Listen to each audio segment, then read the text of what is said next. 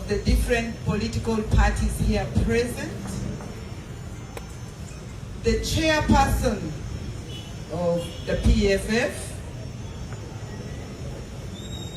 my dear friend, doctor, we come from very far, my dear friend and colleague, Engineer Winnie Bianiba, here present. You are Edith? Oh, sorry. Because we communicated with her, she was supposed to be around. I apologize. My sincere apologies. You are her. She's representing. She's so dear to me because the reform agenda, my husband, a missing person, Darius, Zedriga, and Dr. Besigye, very close, very close. To the extent they would either be in Gaya's at my place or at Winnie's. That time I was expecting one of the children. I remember closely how they planned the reform agenda. And that time I was an active judicial officer. And I did not want to hear anything political. I didn't. Somehow reform agenda took off. And of course the 2001 elections.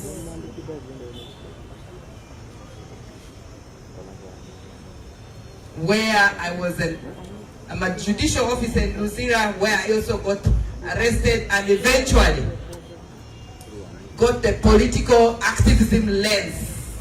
And since then, I've never looked behind. Honorable, before I go far, I would like to introduce the entourage that I came with. A team of young, dynamic members and legal brains.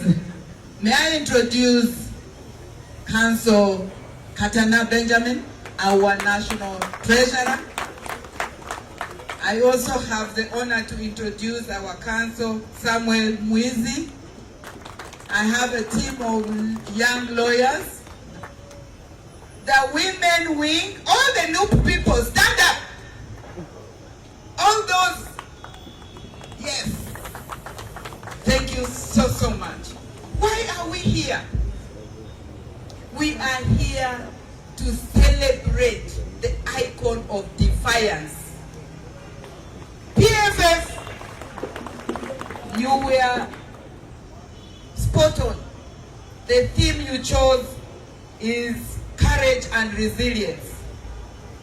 I also bring you greetings from the de facto and the jure president of the Republic of Uganda, His Excellency Robert Chagulanyi Ssentamu, who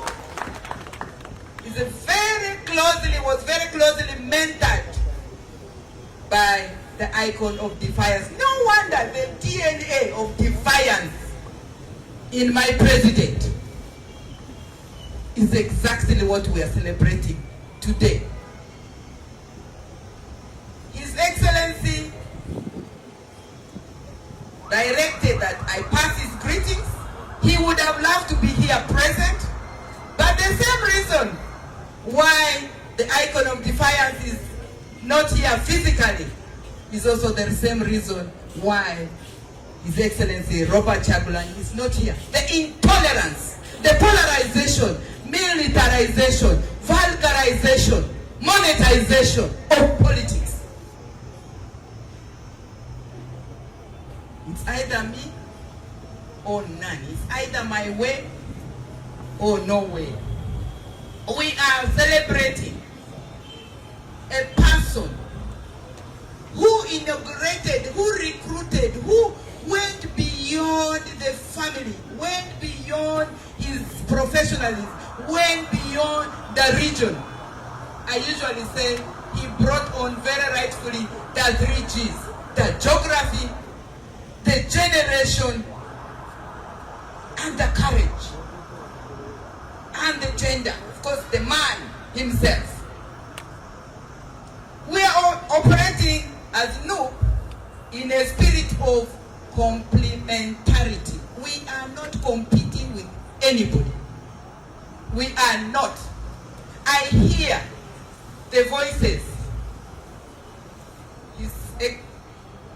Honorable Chamuzi, the man, stated clearly here. In fact, I even told him, why are you attacking NUP? He said, NUP, you're exclusive. You should be listening. We are children. These are young people who have learned from what my generation, you and me, failed the nation. We did. And it is from that point we need to accept. Where did we fail? We failed by boxing ourselves in boxes and walls of division. Division. It is now that we must break deliberately these walls of division. We must, as Colonel rightfully has shown us in practice, cross the bridge that we are building. I like that. I love that today is happening. I think on my part, I've gotten so many messages. So and so is there. Are you safe? Why are you drinking that water? The trust we have, yes, we have lost the trust. We have lost the trust of the population. Somebody wants to run and pick that water and pour it away. We have been boxed into fear, boxes of fear. Who is that one next to you? Council and Honorable Mpuga, run away. Can you stand up right now? Yes. Why should we on professional decisions be judged and pumped into boxes of fear? We must defy that, because that's what Colonel did. He defied. We must start by identifying who we are, the objectives and the principles we stand for, without fear or favor. When I look at this side, I see I'm the only woman. Yes. As the party president, what am I bringing on board? We need women, a struggle, a revolution without women prominently at the forefront. It's going to limp. We need to do it very deliberately. And that is what Colonel Besigye was doing. Absolutely. He recruited me. After I was arrested, he recruited me and said, please come and start change initiatives.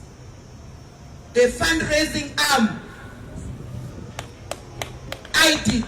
And raised money. Lo and behold, that was when I was shown the exit.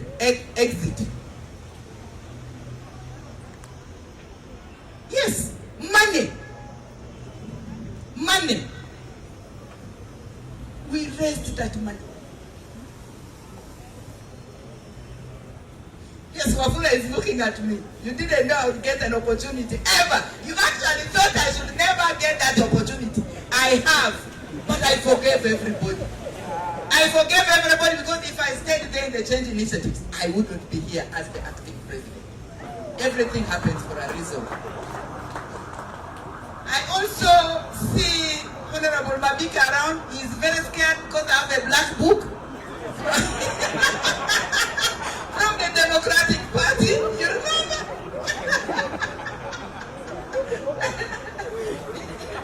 Yes. No, usually, I'm trying to see that, get to share with you the trail we have traveled with the people. We did, from change initiatives, very active in TP, and somehow, from Katomi, I also moved on. And here I am today, celebrating a very iconic, defiant professionally, fatherly. He has so many identities. So many identities. Very inspirational. And I want to agree with this young woman who had the dedication of the poem here. An experience with Doctor. You will never be the same. You will never. There's a way he inspires you to come out of your closet. There's a way he inspires you to believe in yourself. There's a way, his level of tolerance. He's absolutely. So, he has spent 520 days in prison illegally. We need to continue to call for his release. We must continue. We must not keep silent. And all political prisoners. You have seen where it has degenerated. When they don't get you, the man or the woman who is politically active, they go for your spouse. That's what just happened to Sheriff's wife. So, I want to also state that at 70 for Colonel, I reflected on Psalms 70. And this is what the psalmist says. He cries out to God for deliverance from his enemies, who seek his life and desire to hurt him. The psalmist asked that those people be put to shame and confusion and be turned back and brought to dishonor. We are just planting. We are just planting. Because they would love us to stay apart. That's why they're creating all kinds of things, divisions, propaganda, polarization. Today, I don't think they will sleep. Today is the day. These people are coming together. It is exactly what Psalm 70 is stating. Psalm 70 is an honest cry from David, asking God to hurry.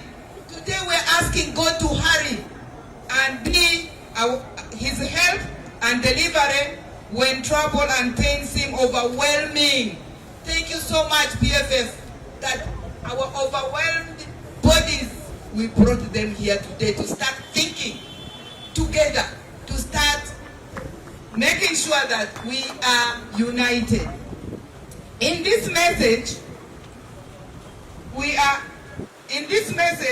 even when life feels delayed, uncertain, full of hurting, full of propaganda, full of lack of trust, full of dishonesty, we have hope. I also would like to end by saying and invoking what Pastor Martin Newman, a German pastor, said. He stated that when they came for the socialists, because I was not a socialist, I did not speak.